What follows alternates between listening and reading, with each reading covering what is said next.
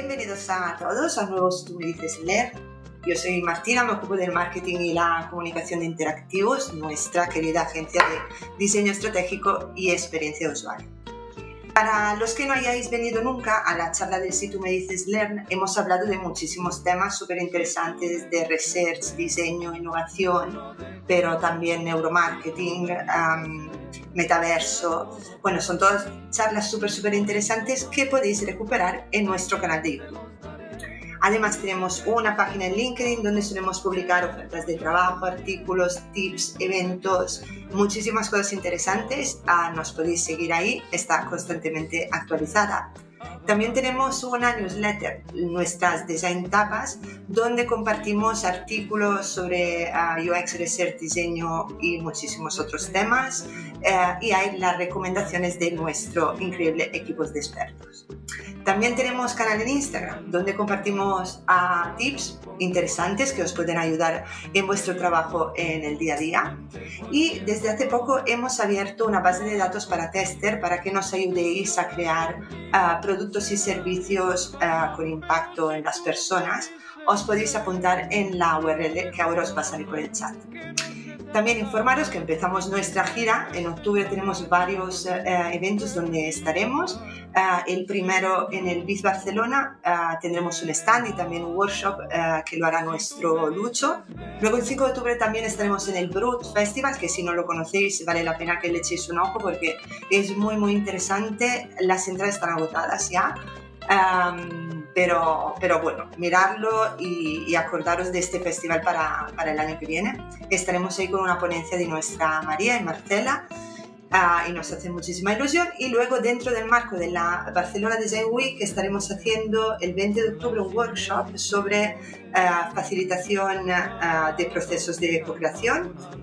Os pondré también el link para que si os interesa os podéis apuntar. Y dicho esto, ya voy a presentar a nuestro invitado de hoy, que es Daniel de Besa, y el segundo apellido no lo voy a decir porque no sé decirlo. Él es experto en accesibilidad en iOS, licenciado en Ingeniería Informática y desarrollador de iOS desde hace la universidad. Ha sido responsable del desarrollo de aplicaciones móviles en Cool Bananas, pero también en su propia empresa que se llamaba Desfisi. Ha sido Senior Software Engineer en empresas como BBC News, The Times, Skyscanner y ahora desde hace 4 años en Spotify. También tiene un hashtag súper interesante que os aconsejo de seguir, que es 65 Days iOS Accessibility en Twitter y en LinkedIn, donde hay tips interesantísimos sobre accesibilidad y además acompañados de unas ilustraciones que hace él mismo que son espectaculares. Así que, dicho esto, paso la palabra a nuestro Dani y nos vemos al final de la charla con todas las preguntas que podáis tener. Gracias por venir, gracias por invitarme también. Hemos estado hablando un montón de tiempo acerca de hacer esta charla y estoy súper contento de estar aquí, así que bienvenidos a Apps Accesibles para iOS, el plan de acción. Y bueno, Martina ya me ha introducido, pero soy Dani. Vivo en Londres actualmente trabajando para Spotify, pero soy de Javea, Alicante, y me encanta aprender acerca de cómo hacer las aplicaciones de iOS más accesibles, y ello me llevó a escribir un libro que se llama Developing Accessible iOS Apps. Hace un par de años lo publiqué y como ha dicho Martín, actualmente trabajo en Spotify y desde hace un par de años en el equipo de accesibilidad. Y bueno, en esta charla voy a hablar mucho sobre iOS porque es en donde tengo más experiencia, pero como veréis, muchos conceptos se pueden extender a otras plataformas como Android, por ejemplo. Y realmente creo que lo importante es tener una mentalidad accesible cuando desarrollamos cualquier tipo de proyecto y sobre todo software. Y cuando hablo de mentalidad accesible, pienso que hay que tener siempre en cuenta 3 cosas. Una es que nuestra base de usuarios es diversa. No todo el mundo es como tú, no todo el mundo usa los dispositivos, el software, de la misma forma que lo haces tú. Personalización y buen UX son el corazón de la accesibilidad y, sobre todo, accesibilidad es parte de nuestro trabajo. Es algo que tiene que acompañarnos en todo el proceso. Y una vez tienes esas 3 cosas en mente, es súper importante conocer lo que cada plataforma te puede ofrecer para hacer las aplicaciones más accesibles. La idea de esta charla es que creo que cuando alguien quiere aprender a hacer aplicaciones o software más accesible, puede ser un poco abrumador porque hay un montón de conceptos, un montón de tecnologías, un montón de cosas que aprender. Entonces, no sé si os conocéis creo que se llama el principio de Pareto, que dice algo así como que el 80% de las consecuencias vienen por el 20% de las causas. Y yo creo realmente que para hacer aplicaciones accesibles, conociendo el 20% de los conceptos, puedes solucionar el 80% de los problemas o más comunes que puedes hoy en día encontrar en las aplicaciones. Entonces mi plan es poder contaros con suerte en una hora las cosas que creo yo que son más importantes o por dónde empezaría. Entonces este es mi plan. Empezar con VoiceOver, con las cosas más básicas para implementar buen soporte para VoiceOver. VoiceOver es el lector de pantalla que hay instalado en todos los dispositivos de Apple. Y es un software que mayoritariamente lo usan personas ciegas, pero no solo ellas. Y como veis, os permite navegar el dispositivo y usarlo con normalidad. Luego, creo que es súper importante conocer Dynamic Type, que es la posibilidad de usar diferentes tamaños de texto y tiene implicaciones bastante relevantes en cuanto a experiencia de usuario y diseño de interfaces. Y luego hablaremos sobre unas cuantas buenas prácticas. Y creía que era importante empezar con un poco de historia y cómo empezó todo. Y creo que a mucha gente le sorprenderá que en el 2007, cuando Steve Jobs salió a escena a presentar el nuevo iPhone, era un dispositivo que no era accesible. Mucha gente tenía dudas de que fuera accesible en algún día, porque si lo pensáis, pues es una superficie plana de cristal, no tiene apenas botones, no tiene teclado. Y os compartiré al final de la presentación un audio documental de Shelley Brisbane que se llama 36 segundos que cambiaron todo, en el que se habla de este proceso, de cómo el iPhone fue accesible. Y ella cuenta, por ejemplo, que cuando Apple sacó el iPhone, por primera vez en 20 años sacó un producto que ya no podía usar y que está bastante asegurado, que lloró acerca de ello. Pero bueno, como todos sabemos, la historia termina de forma feliz, así que volveremos a ella al final de la presentación. Y quería empezar hablando de VoiceOver. Y ya se ha introducido un poco a la tecnología y creo que iba a ser interesante empezar con una pequeña demostración de cómo funciona.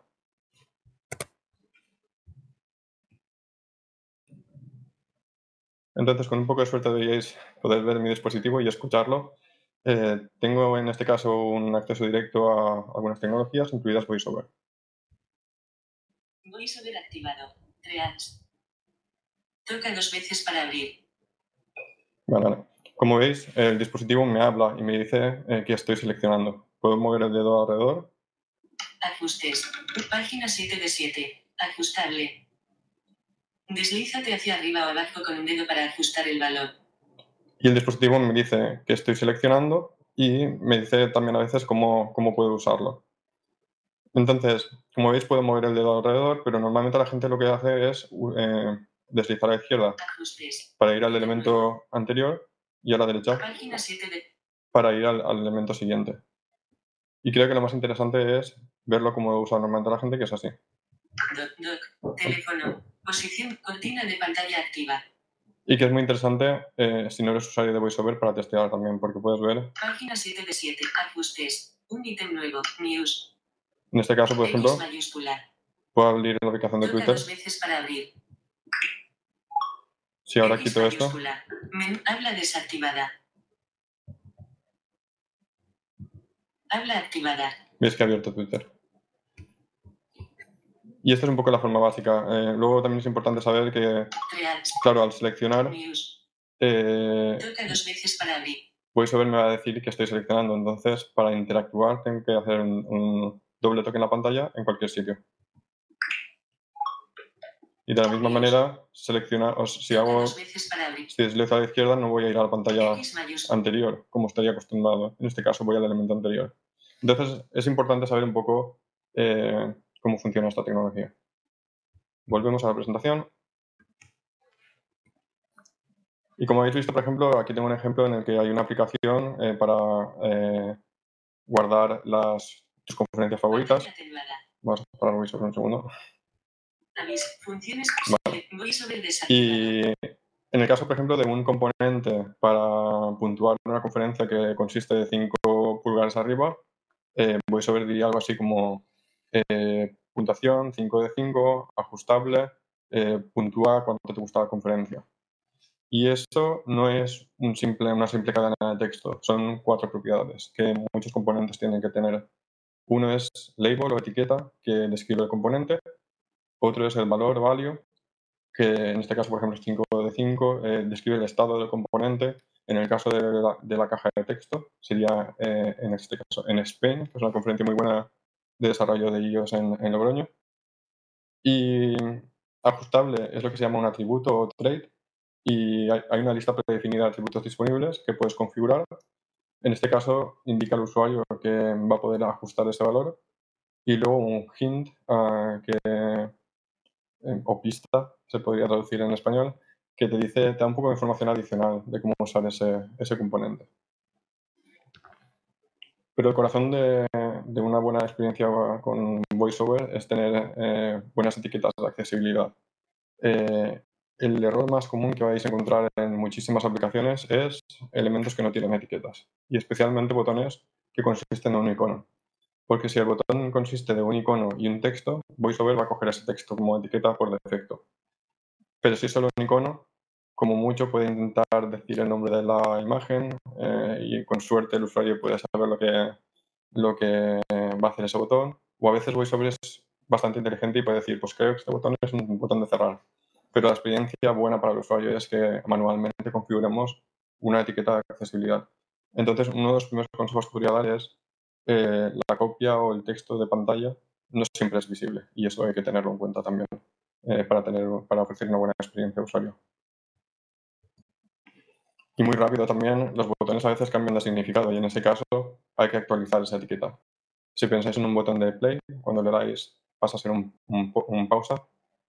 Si no lo cambiamos, siempre diría play y el usuario estaría un poco confuso con lo que hace el botón. Luego quería enseñar de esta lista de atributos, que es bastante grande, 3 de los que creo que son más importantes. Uno de ellos es botón, y cuando usas un componente que es un botón, viene por defecto configurado, no hay que hacer nada.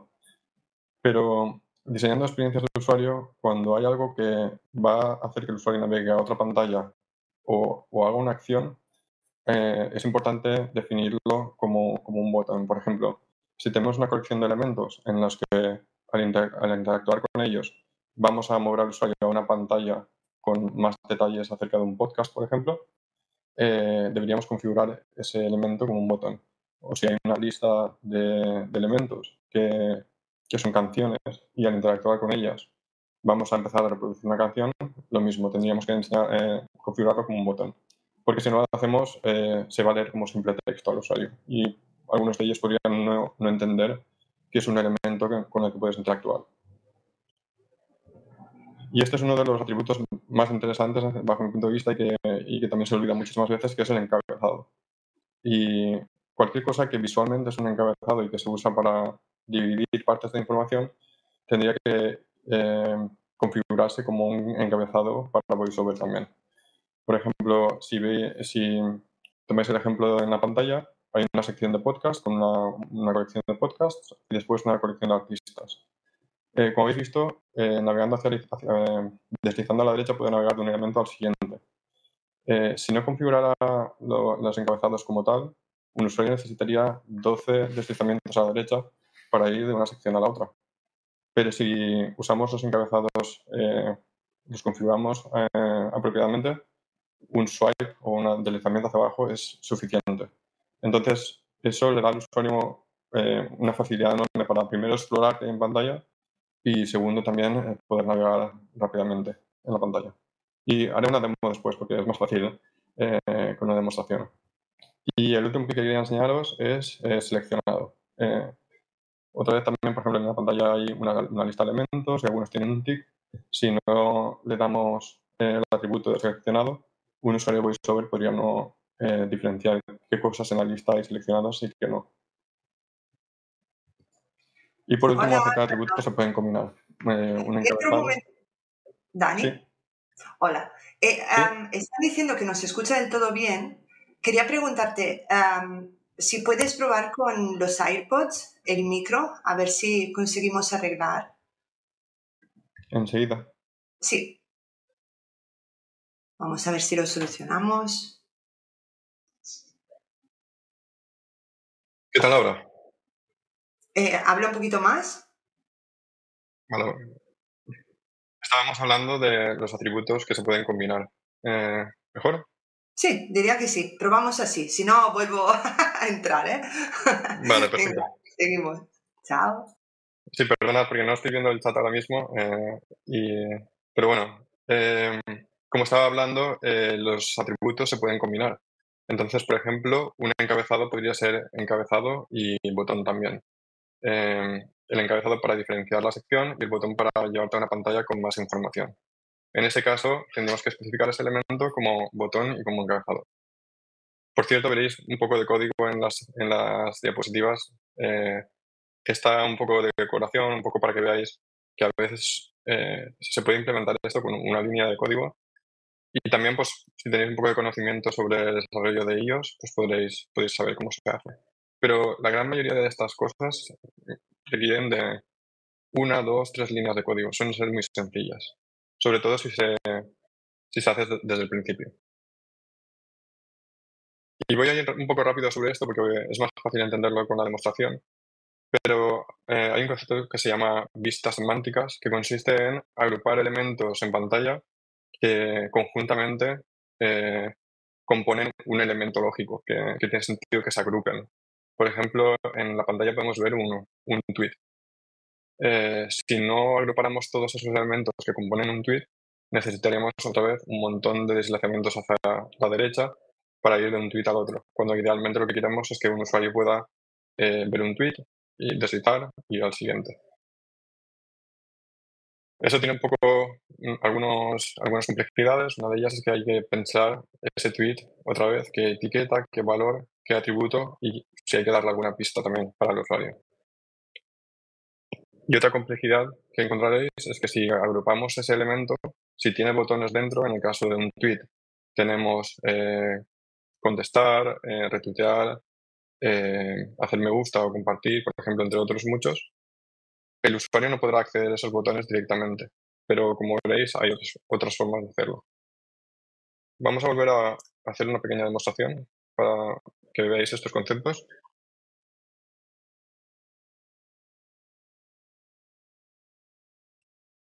Voy a encender otra vez VoiceOver y voy a pasarme un segundo al otro micrófono.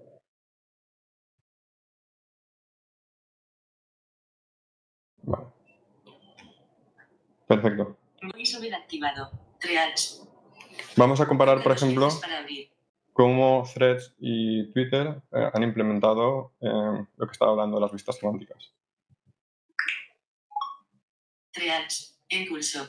Use this. Reply with something. En el caso de Threads, no han agrupado los elementos. Entonces, para navegar, A2. Botón. Hace 20. Más. Seguida. Use. Me gusta. Comenta. Repost. Enviar. 14. 11. Traducir. es muy tedioso. Necesitas muchísimas interacciones para moverte de un post al siguiente. Y otra cosa es que todos los posts tienen cosas que se repiten. Por ejemplo, Me gusta. me gusta, comentar. Repost. Enviar. Entonces, acaba siendo información muy Toca 2 redundante. veces para enviar. La mayoría de deslizamientos te llevan información que ya sabes que va a estar ahí. Thread. X mayúscula. Unite. Si, X mayúscula. si vamos a De Twitter cuenta, o David X, Teresa de Xenestar. podemos ver que lo que han hecho es, si toco un tweet, Paul Biella. Verificado. Wireless password bíceps flexionado. se lee. Daryl Baxter y Alex Samuel. Elon Musk. Daryl Baxter y Alex. Como veis, deslizamientos izquierda a derecha me llevan de un post al siguiente, lo que hace la navegación muchísimo más fácil. Y ahora, para interactuar con los botones que hay dentro de ese tweet, usamos lo que se llaman acciones customizables o personalizadas. Editar. Acciones. Acciones. Activar. Una vez que activo acciones, puedo hacer Responder. responder, Repostear. repostear, Me gusta. me gusta. Y si hago un doble toque, Indicaste que te gusta. y como veis es una experiencia muchísimo más fácil y sencilla. News. News. Following. Y por último quería enseñaros el tema de los encabezamientos. Aquí si hago un deslizamiento hacia abajo, F mayúscula. Ok. Encabezamientos. Following. Channels and topics. Suggested by Siri. Manage. Expande. Como veis, Encabezamiento. puedo ver lo que hay en la pantalla y puedo decir, bueno, lo que quiero ver es Suggested sugeridos by por Siri. Expand. Computer. Apple. Follow. Y entonces navegar a esa sección. Y espero que con la demostración esta quede un poco más claro, porque es muy difícil de ver en imágenes y de explicarlo con palabras sin enseñarlo. Volvemos a la presentación.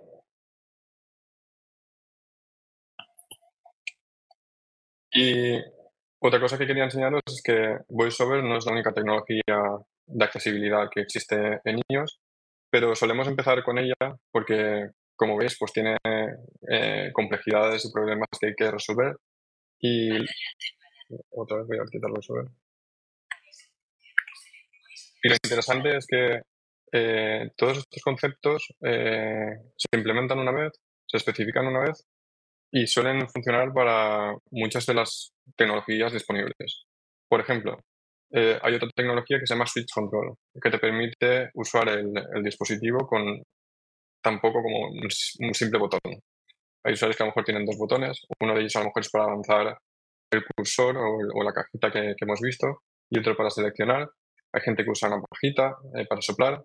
Hay gente que usa sonidos con la boca para moverse para adelante o para atrás. Y ese sistema se llama Switch Control. Si implementamos algo con VoiceOver, muchas veces vamos a mejorar la experiencia con Switch Control también. En este caso, si agrupamos elementos que tienen sentido agruparse, va a ser mucho más fácil navegar con Switch Control a la vez que es más fácil navegar con VoiceOver. Y como veis, las acciones de dentro de cada tweet, en este caso, aparecerán en el menú que tienen los usuarios de Switch Control, haciendo mucho más fácil interactuar con los tweets. Si un usuario usa el teclado, lo mismo, un simple toque o presionado de la tecla del tabulador que lleva al siguiente tweet y puedes acceder con un atajo de teclado todas las acciones que puedes hacer sobre ese tweet. O hay usuarios que usan el dispositivo con la voz. En este caso, las mejoras de navegación no están tan claras, pero un usuario puede seguir dando un comando de voz, acceder a todas las acciones que hay disponibles para cada uno de los tweets. Y como estábamos diciendo, el segundo punto del plan de acción es implementar Dynamic Type. Y creo que esta parte a lo mejor lo vais a encontrar bastante interesante porque tiene, como hemos dicho, muchísimas implicaciones desde el punto de vista de la experiencia de usuario y el diseño de interfaces. Vamos a hacer una demo muy rápida. Esto es como la aplicación de noticias se vería, por ejemplo, con el texto por defecto, pero resulta que en iOS puedo configurar distintos tamaños de texto y puede irse tan grande como esto. Entonces ahora, como podéis ver, es todo muchísimo más grande. Claro, el problema con esto es que a veces las interfaces están diseñadas para un tamaño específico y como veremos, cuando ese tamaño de texto crece, es muy difícil tener bastante espacio para que el texto sea legible a este tamaño. Otra cosa interesante que se puede ver aquí es que todo ha incrementado de tamaño, pero no lo ha hecho en la barra de arriba ni la barra de abajo. Y esto es una decisión de Apple para permitir tener el máximo espacio posible para el contenido en sí y lo que se puede hacer para que una persona que necesita el texto más grande pueda percibir el texto aquí es tocar y mantener. Y entonces podemos previsualizar en medio de la pantalla estas opciones. Si suelto, interactúo con ello. Lo mismo con la parte de arriba. Si aprieto el botón de aquí, se ve más grande.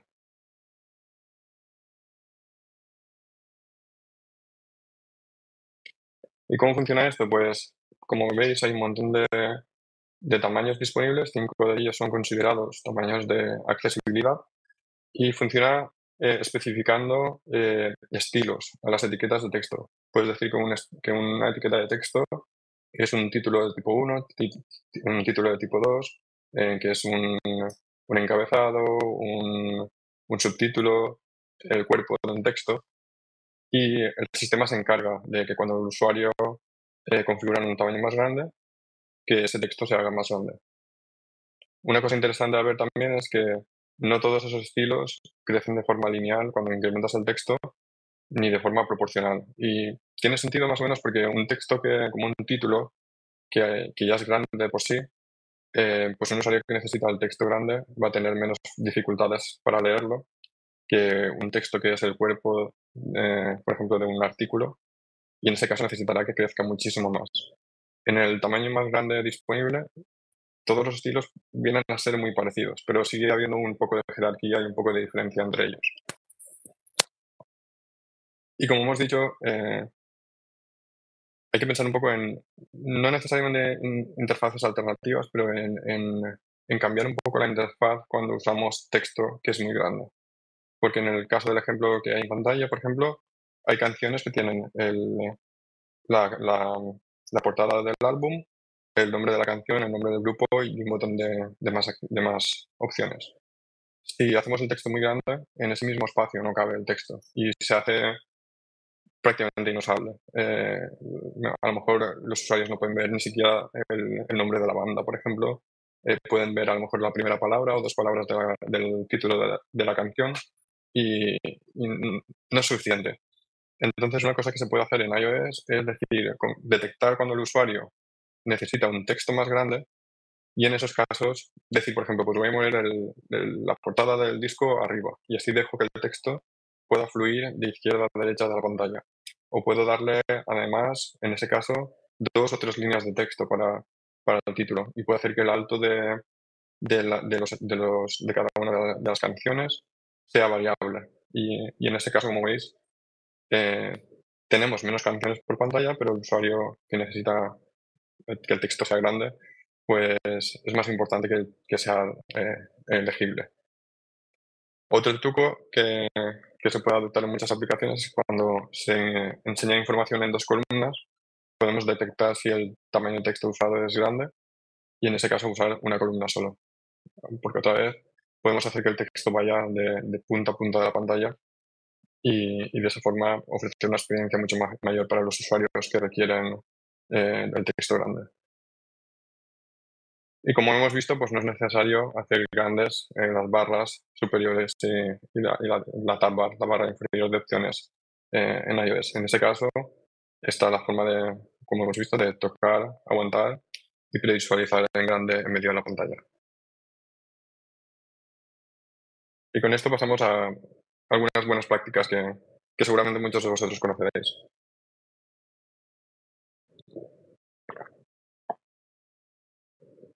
Una de las más importantes es conseguir que haya un ratio de contraste de color suficiente entre texto y fondo. Y como veis, no solo es importante el color del texto y del fondo, pero también el tamaño del texto va a influir en ese ratio de contraste. Esta imagen está sacada de una charla que dio Apple en una de sus conferencias de desarrolladores.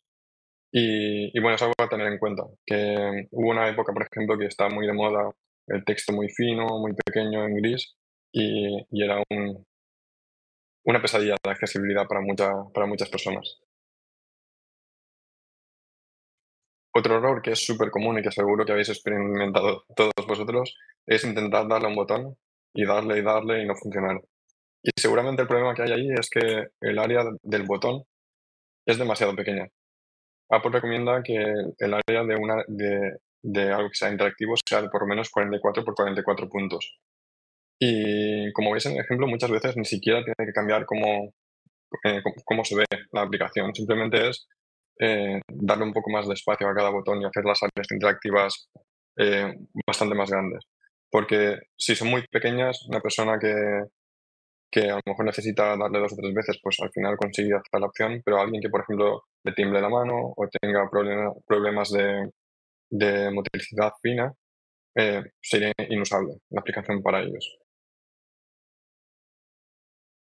Y otro problema que ves muchísimas veces en la aplicación y es un tema que me encanta es la multimodalidad. Y se trata de usar distintos modos. Modos son, por ejemplo, color, forma, mensaje, audio, vibración.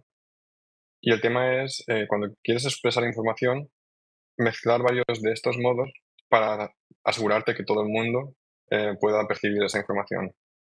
Por ejemplo, me encanta el ejemplo de Spotify en el que el botón de shuffle o de mezclar es blanco cuando está desactivado y verde cuando está activado, pero además tiene un punto abajo.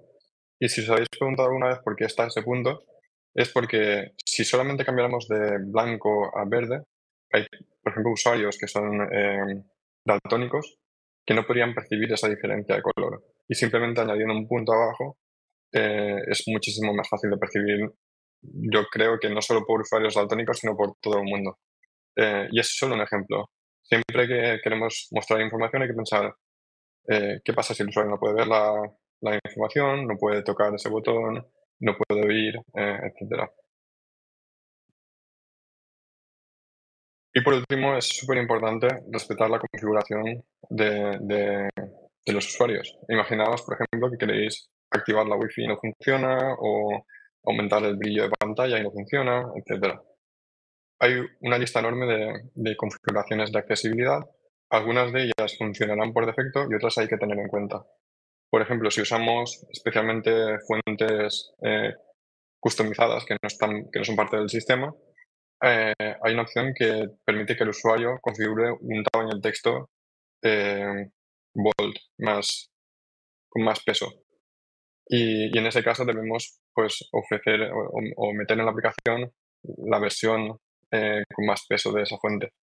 Como hemos visto, puede incrementar el tamaño de texto. Otro súper importante es reducir animaciones, porque hay usuarios, por ejemplo, con ciertas animaciones especialmente repetitivas, pueden sentirse pues mareados o incluso tener dolores de cabeza, etcétera. Es importante cuando creamos animaciones decirle al ingeniero que las va a implementar. Asegúrate de que si el usuario tiene desactivadas las animaciones, eh, pues no se reproduzca esa animación. Y a veces la animación, otra vez a la multimodalidad, es lo que va a darle al usuario la información que queremos. En ese caso, lo que tenemos que hacer es ofrecer otro modo también. No solo la animación, pero a lo mejor un mensaje. Y como habéis visto, pues ese es mi plan cuando empezamos a hacer aplicaciones más accesibles. Empezar con VoiceOver, con los temas básicos que hemos visto, etiquetas, atributos, agrupar las cosas correctamente, tener en cuenta desde el principio que el usuario puede configurar el tamaño de texto. Esto es súper importante porque es la típica cosa que cuando dejas para el final cuesta muchísimo más y es muy difícil de hacer, pero si se abarca desde el principio cuesta muy poco en comparación. Y por último, tener en cuenta ciertas buenas prácticas, sobre todo estas que, en mi opinión, son las que se ven muchas más veces repetidas en las aplicaciones. Y espero que no os haya parecido muy técnico, pero creo que estos conceptos muchas veces se dejan caer sobre el ingeniero como una responsabilidad del ingeniero, pero en realidad es responsabilidad de todo el equipo. Y si cuando se diseña una experiencia de usuario o una interfaz, se tienen en cuenta, se hacen, por ejemplo, anotaciones para que el ingeniero lo tenga en cuenta, va a ser siempre mucho más completo y fácil de implementar. Y ahí, como habéis visto, hay temas como el Dynamic Type, que es súper importante tener en cuenta desde el principio. Multimodalidad, etcétera. Todas estas cosas eh, son cosas que el ingeniero, si no se le dice cómo se deben abordar, pues posiblemente no vaya a implementar, no conozca, etcétera. Y porque yo creo que la accesibilidad, como veis, es súper importante y es la diferencia entre ofrecer una experiencia de usuario o una experiencia para algunos usuarios solamente. Me encanta esta frase esta reflexión de Whitney Queensbury. He hecho una traducción libre y viene a decir que la usabilidad y la accesibilidad son gemelos separados al nacer. Mismos objetivos, pero como dos hermanos en un cuento, tomaron caminos diferentes. La accesibilidad tomó el camino de los derechos y la ley, y este camino le proporcionó poder, pero no demasiado amor. La usabilidad tomó el camino de la investigación de la experiencia de usuario, y este camino le proporcionó grandes conocimientos, pero no demasiado poder. Y entonces ella se pregunta qué pasaría si los dos se reencuentran y podemos tener gran conocimiento y gran poder. Y como hemos empezado la charla con un poco de historia, aquí está el QR al audio documental que he dicho, que recomiendo. Y como podéis ver, pues un par de años después de la presentación del primer iPhone, se presentó en la conferencia de desarrolladores la primera pantalla de accesibilidad, de configuración de accesibilidad, que incluía, por ejemplo, VoiceOver. Y creo que esta historia es importante porque hay una frase que se dice muchísimo en la comunidad de accesibilidad, que es progreso ante la perfección. Porque muchas veces el querer ser perfectos hace que no empecemos a abordar el problema. Y es muchísimo más importante una mejora progresiva y ver que mejoramos poco a poco. Y el ejemplo de Apple creo que quiere decir eso. Hace 15 años presentaron el iPhone, no era accesible. Seguramente incluso empezaron a hacer las cosas accesibles por incentivos económicos, por ejemplo, porque querían vender ordenadores a universidades que requerían que los ordenadores fueran accesibles. Pero lo interesante aquí es que se dieron cuenta de la importancia de la accesibilidad y no lo hicieron como una cosa más en el proceso, pero la embebieron en el proceso de principio a fin, hasta el punto de que se ha convertido en parte de la identidad y de la cultura de la compañía.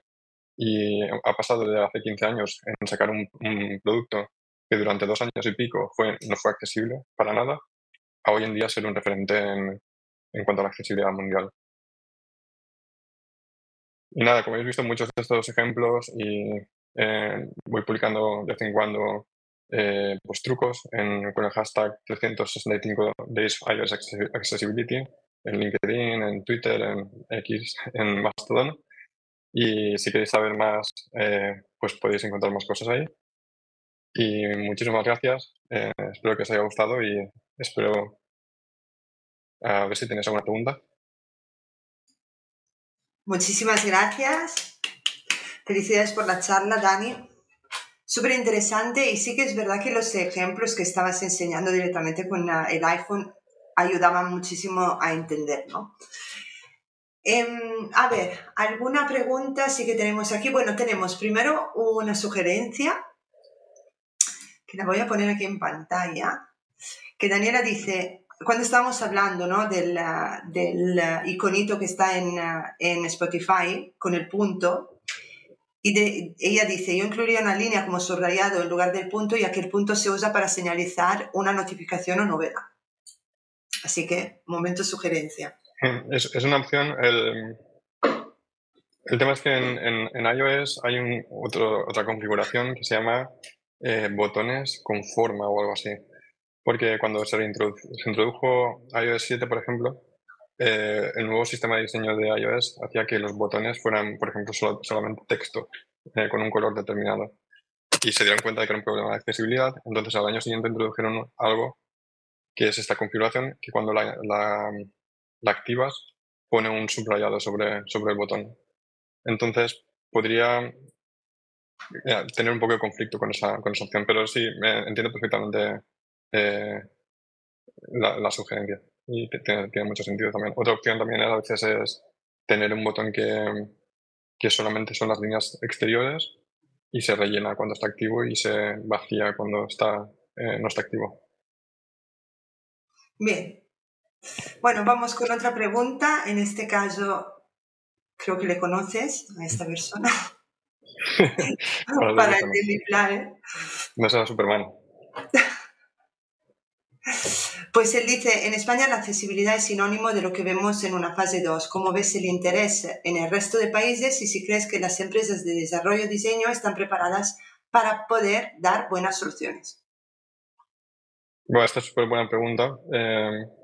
Creo que sí, que por ejemplo en Reino Unido está el tema muchísimo más avanzado, sobre todo desde el punto de vista de que el gobierno, por ejemplo, o las organizaciones públicas tienen equipos de accesibilidad, tienen fama de ser gente que trabaja muchísimo en la accesibilidad y los servicios públicos son muy accesibles. Y creo que esto es algo que en España sigue faltando y creo que las empresas privadas ven un poco como si en lo público no se hace, nosotros que además tenemos que ajustar costes y tal, pues tampoco lo vamos a hacer.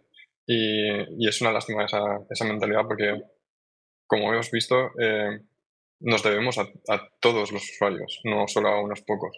Y además muchísima gente lo que no tiene en cuenta es que una aplicación que no es accesible simplemente significa que alrededor de un 15% de la población no va a tener un acceso óptimo o acceso o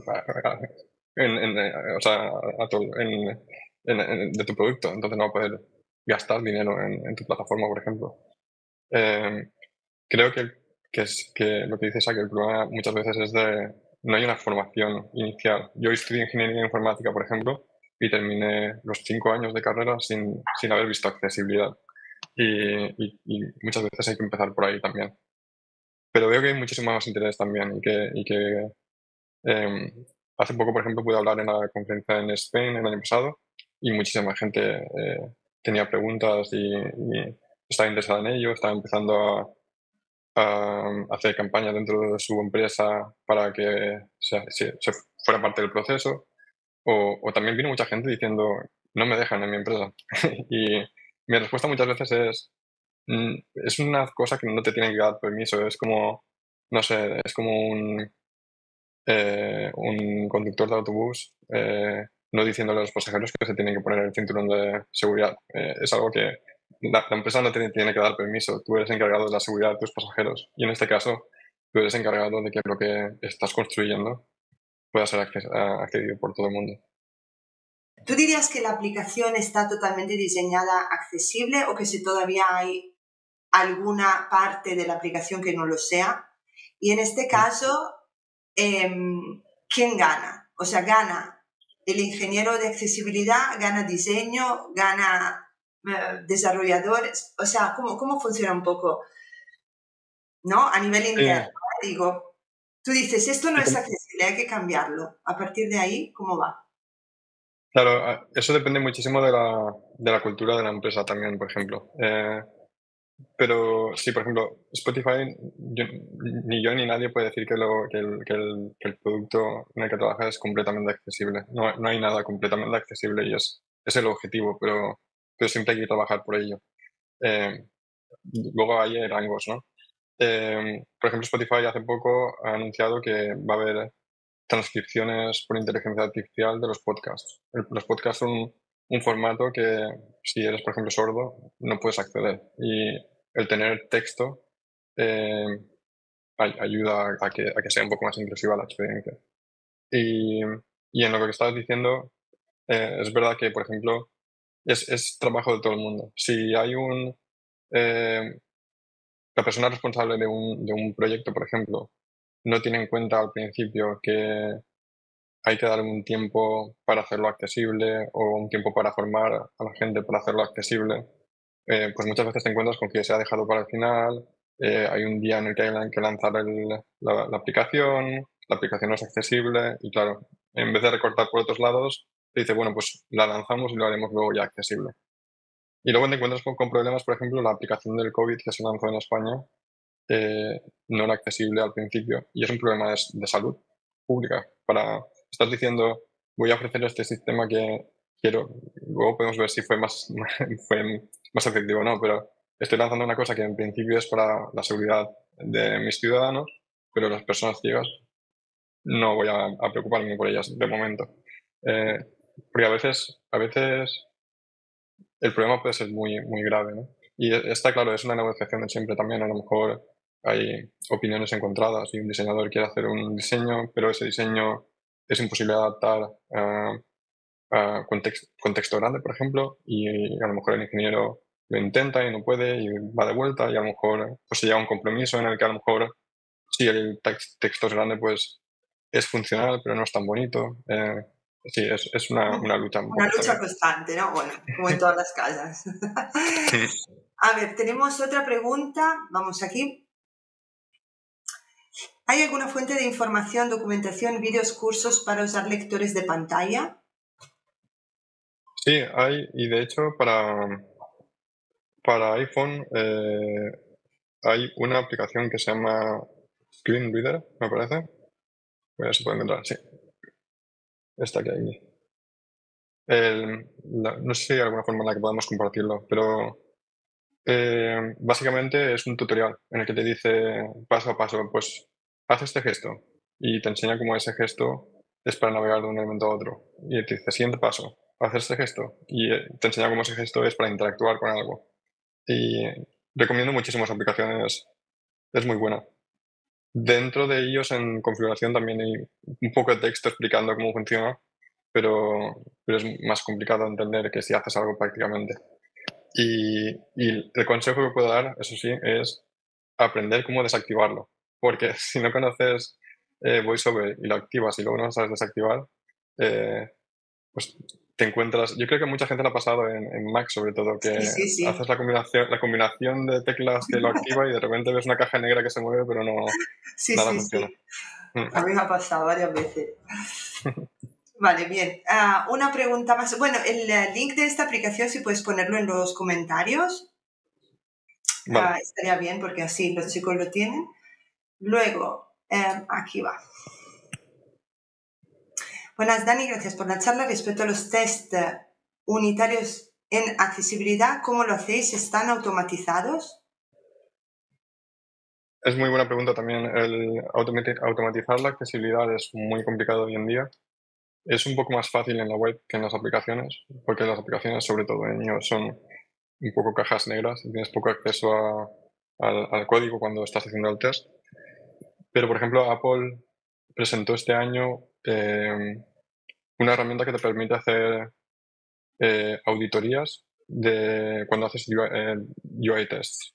Por ejemplo, si tienes un test que hace que el usuario, por ejemplo, le dé a editar la caja de texto, introducir un texto y ver que aparece un botón debajo, por ejemplo, pues ahí puedes añadir una línea de código que va a analizar esa pantalla y te va a decir, por ejemplo, cosas como si ese botón no tiene suficiente contraste o si el texto no escala cuando el usuario configura el texto más grande o cosas un poco básicas. Pero siempre se dice que los test automatizados pueden coger solamente como entre un 10 y un 30% de los errores.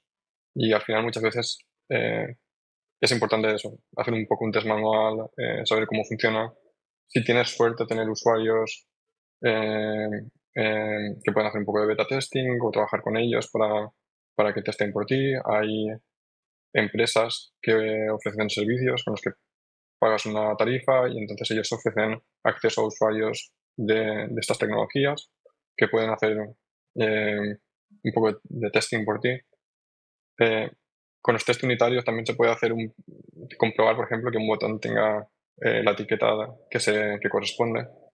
Pero sí, automatizarlo ahora mismo es bastante complicado. Vale, relacionado a esto tenemos otra pregunta. ¿Podrías darnos alguna pincelada sobre cómo en Spotify realizáis pruebas con usuarios que tengan alguna discapacidad? Sí, en este caso son varias capas. Una, tenemos suerte de tener una base de usuarios enorme, entonces muchas veces cuando desarrollas algo nuevo no se lanza de repente a todo el mundo, sino que a lo mejor empiezas poco a poco para ver cómo funciona. Y tenemos suerte que al tener tantos usuarios, incluso cuando empiezas a lanzar algo nuevo, pasa que un usuario de VoiceOver en este caso puede acceder a esa nueva funcionalidad y te puede dar feedback a través de redes sociales, del email que tenemos de soporte, por ejemplo. Idealmente no queremos llegar a ese punto de lanzar algo que no es accesible al público. Entonces, otra parte importante y que muchas empresas no tienen en cuenta es el tema de que la gente que trabaja en tu empresa sea diversa también. Y cuando hablamos de diversidad, tenemos que tener en cuenta la discapacidad también. Entonces, Spotify, en mi opinión, ha sido mejor que en otras empresas que he visto a la hora de hacer el entorno de trabajo accesible, de, de invitar a la gente con discapacidad a trabajar en tu empresa. Y eso también ayuda, porque, por ejemplo, si antes de lanzar al público, las cosas las lanzamos internamente, las puedes probar, y si hay gente que trabaja en la aplicación que usa VoiceOver, pues te puede decir esto no funciona como yo esperaría. Y lo otro es que hacemos test con usuarios también. Y es una parte súper importante también. Cuando vamos a lanzar algo nuevo, queremos saber. Porque, por ejemplo, yo os he enseñado un poco las cosas básicas de VoiceOver. Yo sé usarlo, pero no es lo que uso día a día. Entonces, lo que muchas veces pasa también es que no. Si no eres un usuario día a día, no tienes en cuenta o no puedes realmente probar una experiencia.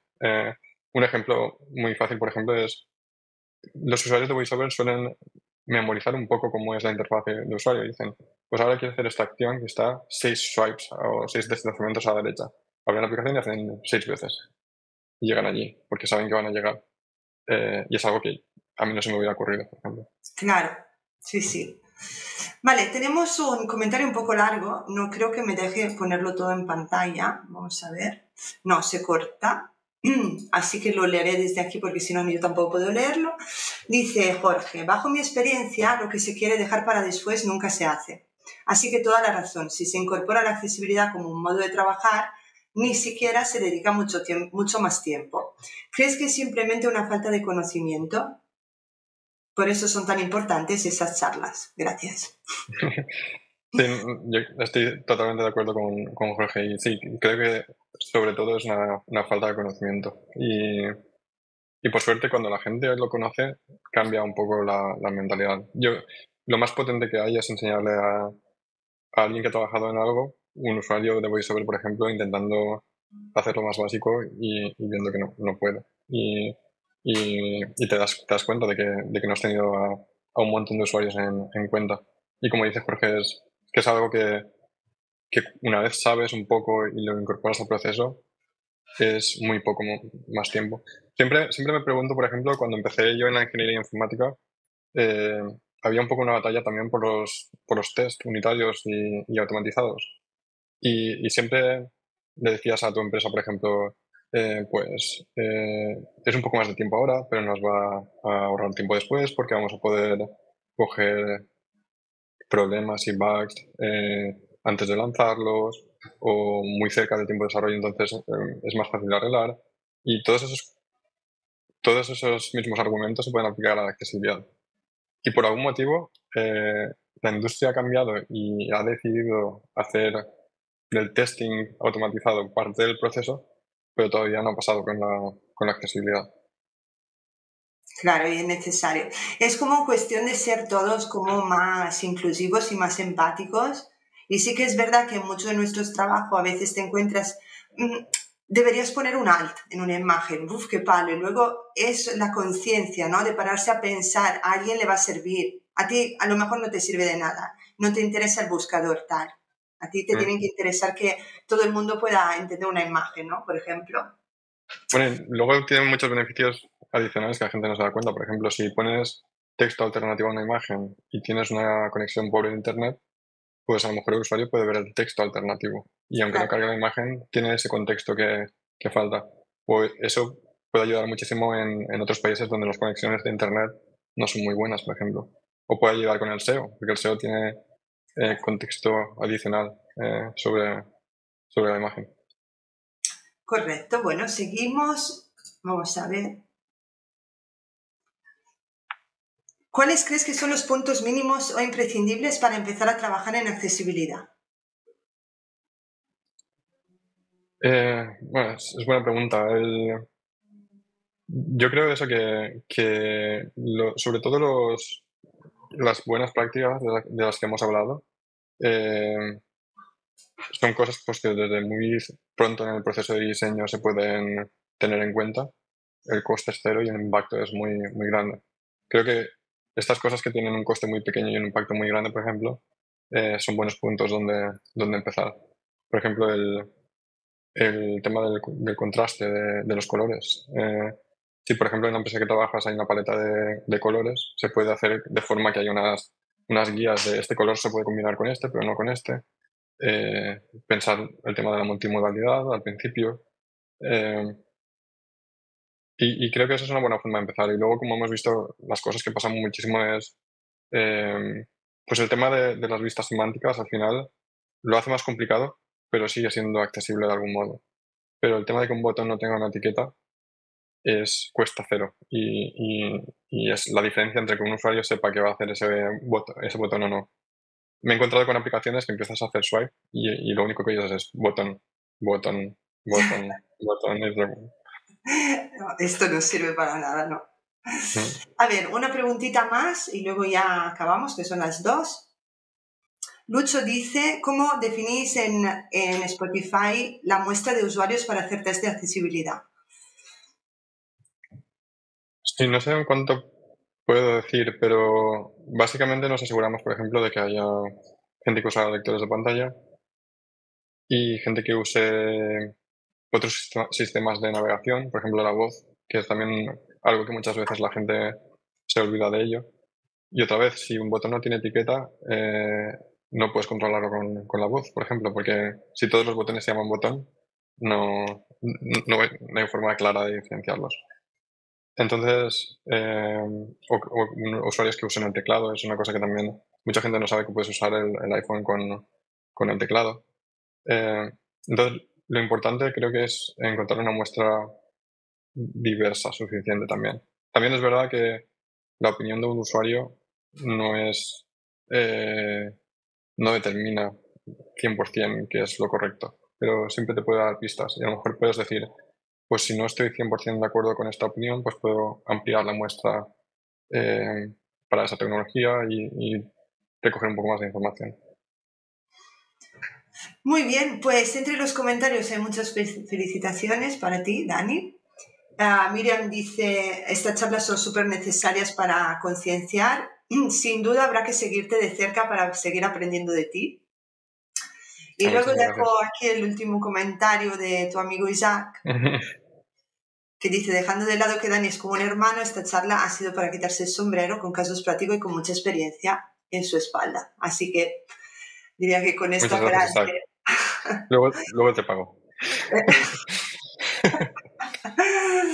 Muy bien. Pues nada, muchísimas gracias, Dani, de verdad, súper interesante. Te seguiremos de cerca. Sabes que aquí tienes otra casa, Interactivos cuando quieras. Muchísimas gracias. Muchísimas gracias a todos por haber estado aquí con nosotros. Solo deciros que nos vemos el 27 de octubre para una interesante charla en un nuevo formato, Talks, donde se enfrentarán UI y desarrollo respecto a Design System. Y veremos qué piensa un departamento, qué piensa el otro y veremos si hay punto de contacto. ¿Vale? Así que os esperamos el mes que viene. Dani, otra vez, 1000 gracias y gracias a todos. Buen fin de semana. Gracias a todos. Adiós.